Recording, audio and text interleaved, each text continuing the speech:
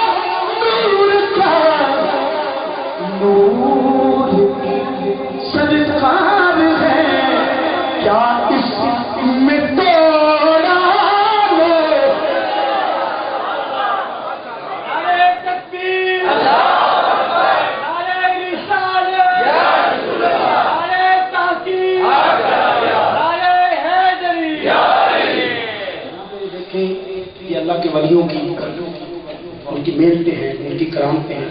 یقین کریں میں خود صاحب کلام میں سمجھتا سکتا ہوں کہ قبلہ کے اعلیٰ حضرت عظیم البرکت رحمۃ اللہ علیہ کی ایک لفظ کے تین معنی تو میرے ذہن نہیں سکتا. میری نعت سننے کے ساتھ بھی دیکھنے کے ساتھ بھی تعلق رکھتی ہے. جب آپ میری طرف دیکھتے ہیں تو آپ کو آدھے شعر کی سمجھ آ جاتی ہے. پھر میں کوشش کرتا ہوں پھر کہ یہ صبح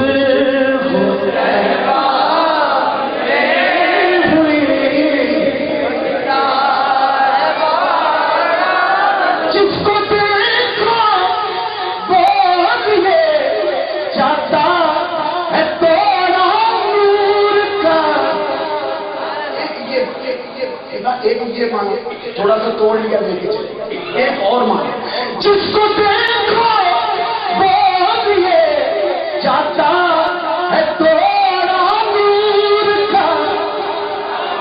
توڑیا اٹھا توڑا بھر کے رکھ لیا. جس کو دیکھو وہ یہ جاتا ہے توڑا نور کا. جتنا مرضی کو لے جائے کیوں وہ نور کی سرکار ہے. وہ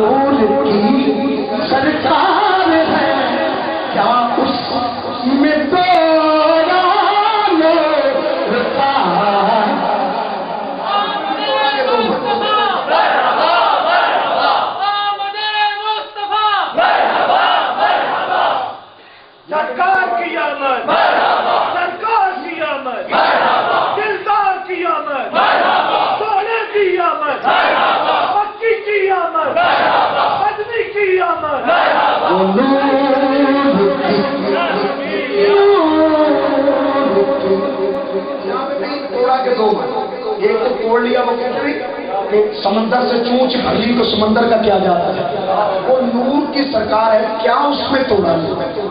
ایک توڑا یہ ہے جو سے گھاٹا پلر میں کہتے ہیں کیڑا توڑا پہ چلے نور کی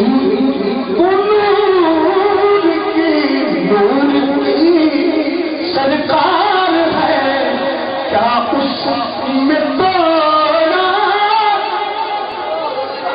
نور کا تو ذکر نور کا نور کی سرکار ہے کیا اس میں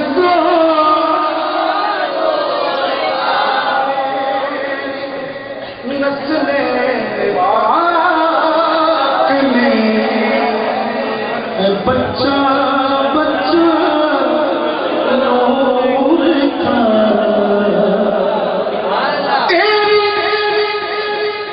نسل پاک میں ہے بچہ بچہ نور کا تو ہے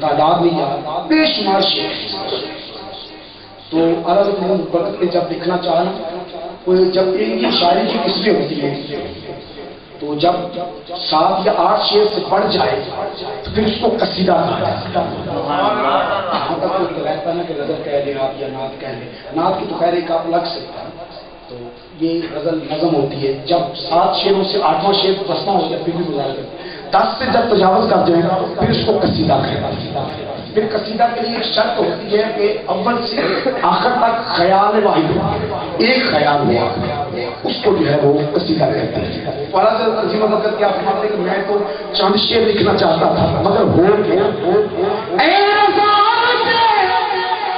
احمد نوری کا فیض نور ہے ہو گئی